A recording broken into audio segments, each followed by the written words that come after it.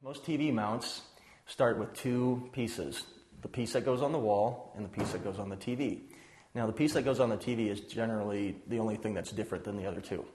You'll have either a swivel mount or what we're going to use is a straight flat mount.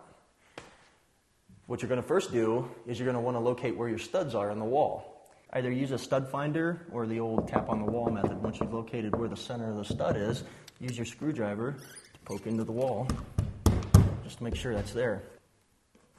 And wiggle the screwdriver up and down just to make sure that there's no wires or copper pipes or gas pipes running through the wall. After you've drilled into the wall, you're ready to hang it. Put your mount on the wall and thread in your lag nuts, and then use a ratchet to tighten them up nice and tight onto the wall. Once you have your mount on the wall, then you're ready to put the mount on the back of the TV. No matter if it's a flat TV or if it's a swivel mount, they all mount pretty much the same way using four bolts on the back of the TV. Then we're going to attach the bracket to the back of the TV using the 4 bolts.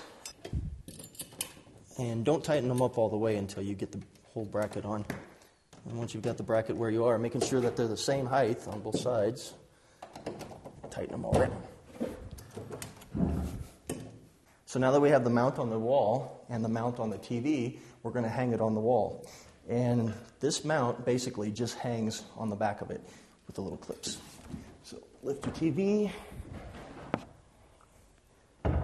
center it on the wall, and then install your safety bar.